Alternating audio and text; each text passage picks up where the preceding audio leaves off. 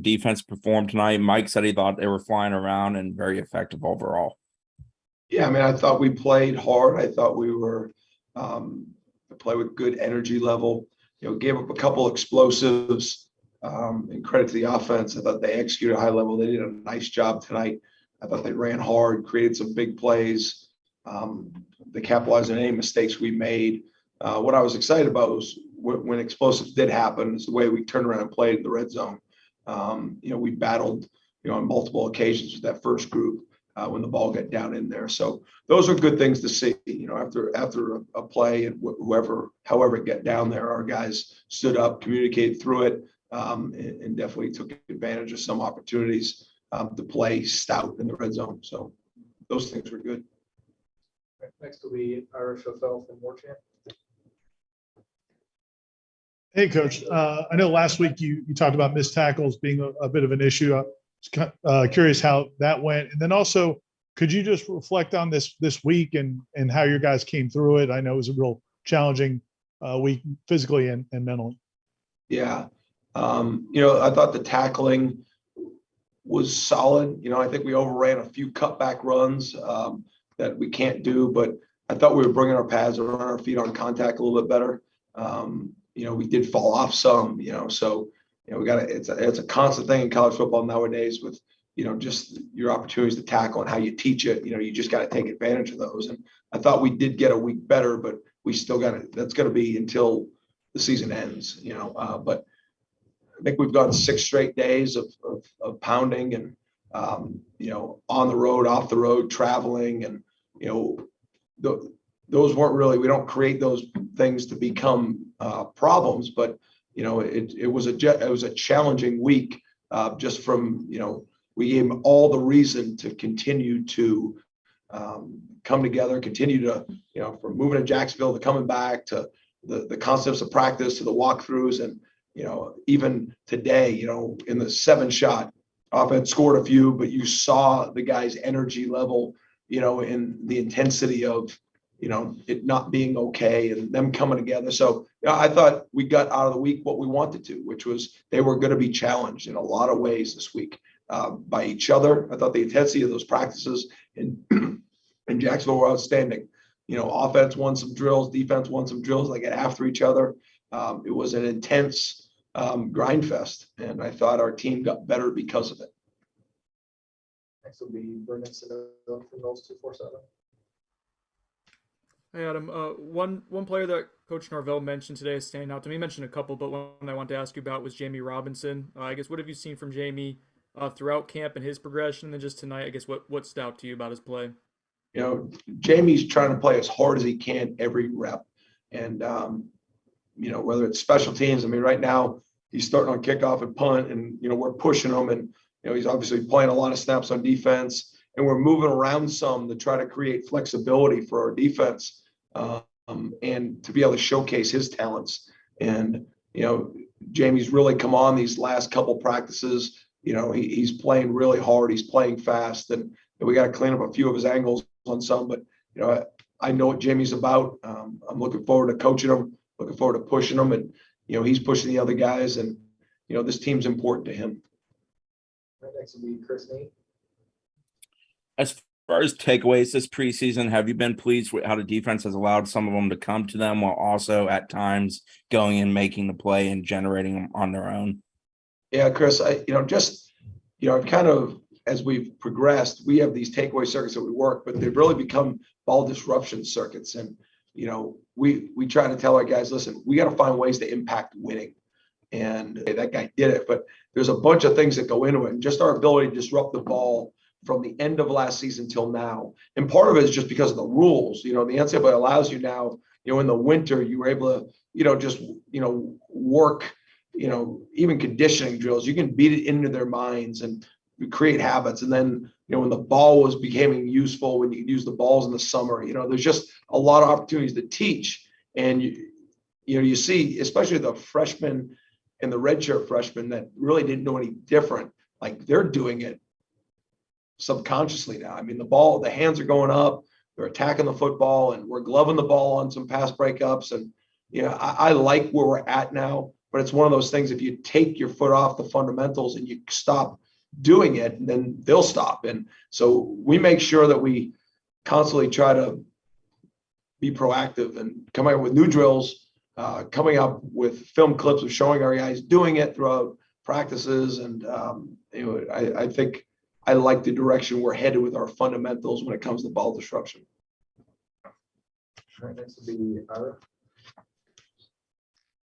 Ira. Coach Shannon the other day mentioned, just the mixing and matching he's doing at linebacker. He doesn't really want to declare starters. He just wants to kind of get those guys all to feel like they're starters. And I know you still have some position battles, probably a corner and a couple other positions as well. Will there be a point, do you feel like, where you need to get 11 guys to get a lot of reps together, or will this kind of continue maybe up until right towards the game?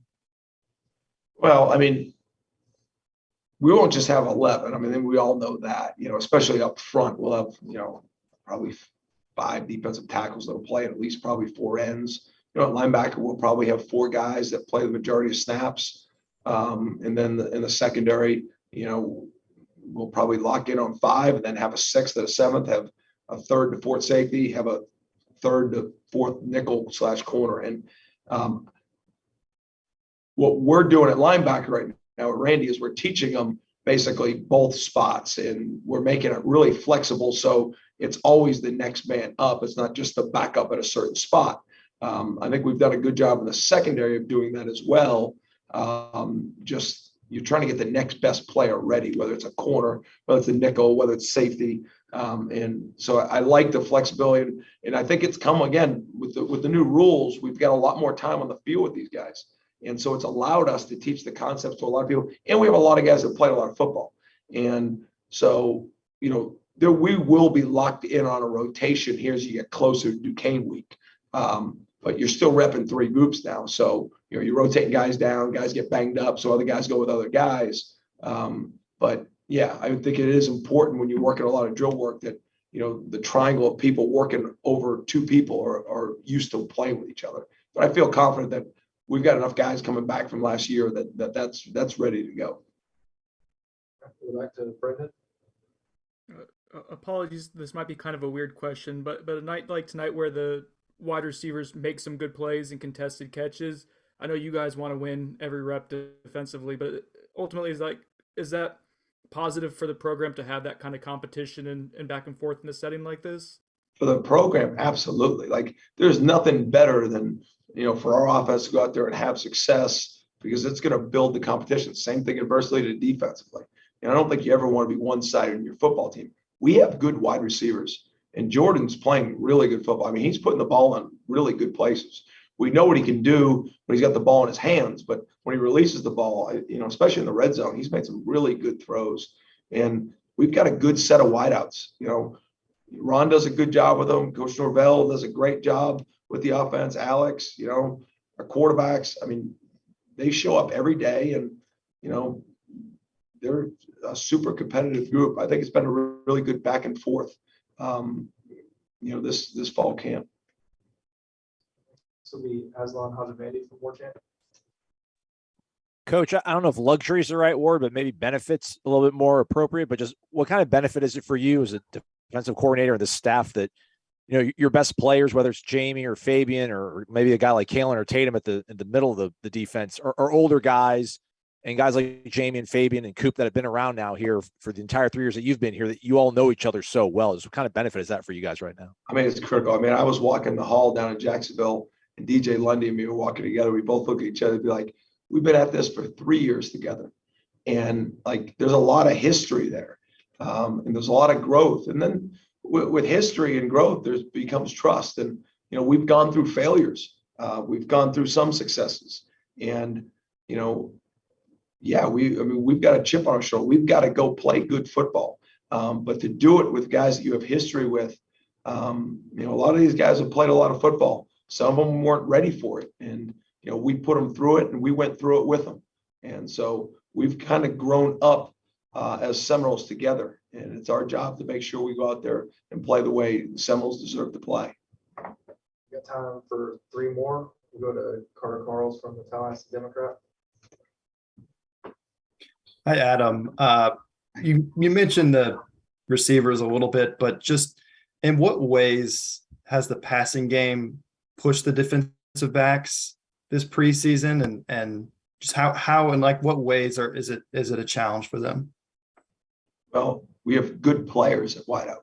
You know, they go up and they catch contested balls. They're aggressive, good route runners.